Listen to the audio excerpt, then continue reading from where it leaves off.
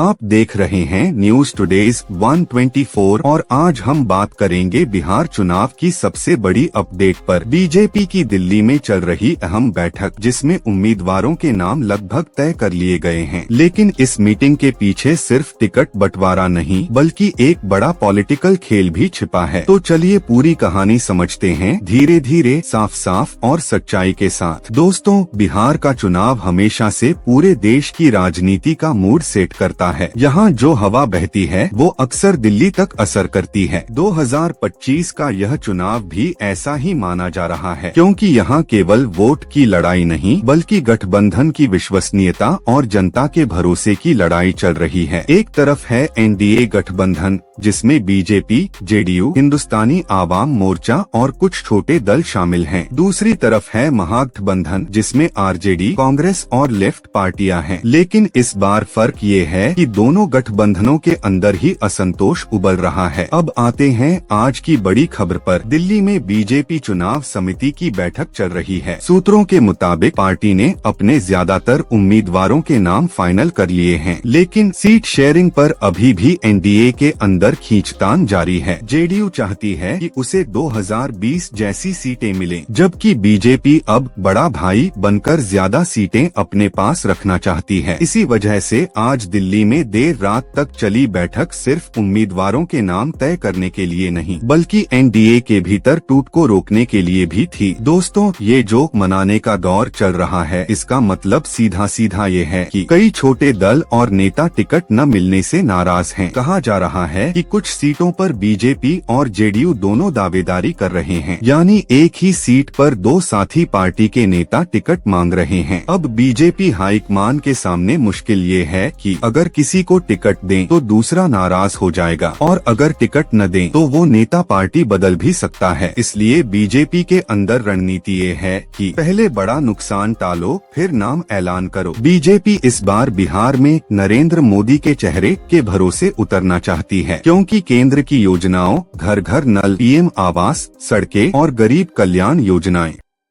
इनका जिक्र हर सभा में होगा। साथ ही बीजेपी का मकसद है कि ज्यादा से ज्यादा नए चेहरे लाए जाएं, ताकि एंटी इनकम्बेंसी यानी पुरानों के खिलाफ गुस्सा कम हो। इसलिए पार्टी ने कई पुराने विधायकों का टिकट काटने का मन बना लिया है, लेकिन यही बात अंदरूनी कलह को जन्म दे रही है। अब बात करते हैं मुख्यमंत्री नीतीश कुमार की पार्टी जेडीयू की। नीतीश कुमार भले ही एनडीए में वापस आ गए हैं, लेकिन जमीनी स्तर पर कार्यकर्ताओं के बीच अभी भी भ्रम बना हुआ है। 2020 के चुनाव में बीजेपी जेडीयू की साझेदारी तनी हुई थी और उसके बाद नीतीश ने महागठबंधन में जाकर फिर वापसी की। इस बार जनता के बीच सवाल यही है, नीतीश किसके साथ हैं और कितने भरोसेमंद हैं? यानी बीजेपी को जेडीयू के साथ तो चलना है, पर भरोसा बहुत संभाल कर रखना है। बिहार के गाँवों और कस्बों में बात करें तो लोग अब विकास से ज्यादा स्थिर सरकार चाहते हैं, क्योंकि बार बार के गठबंधन बदलने से जनता थक चुकी है। एक तरफ युवा बेरोजगारी और महंगाई से परेशान हैं, दूसरी तरफ लोग कह रहे हैं कि कौन नेता टिकेगा, कौन पलटेगा,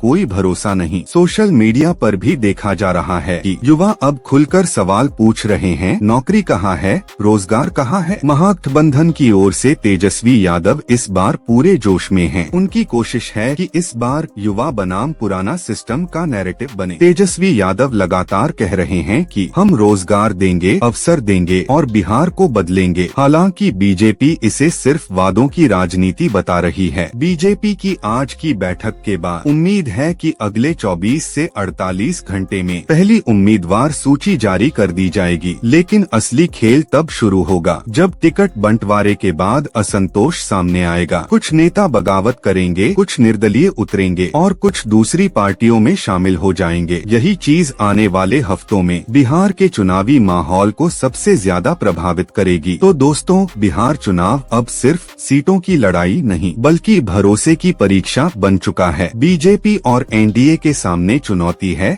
एकता बनाए रखने की और विपक्ष के सामने चुनौती है जनता को विश्वास दिलाने की। आने वाले दिनों में जो भी पार्टी जनता को सच्चाई, स्थिरता और विकास की कहानी बेहतर तरीके से समझा पाएगी, वो ही पटना की कुर्सी तक पहुंचेगी। तो दोस्तों, आज की ये बिहार चुनाव की गहराई वाली रिपोर्ट आपको कैसी लगी? क्या आपको लगता है कि बीजेपी और जेडीयू साथ में टिक पाएंगे या इस बार जनता कुछ नया फैसला करेगी? अपने विचार कमेंट में जरूर बताइएगा। अगर वीडियो अच्छा लगा हो तो लाइक, शेयर और चैनल को सब्सक्राइब करना मत भूलिए। मिलते हैं अगले वीडियो में एक नई सच्चाई और नई कहानी के साथ। जय हिंद, जय बिहार।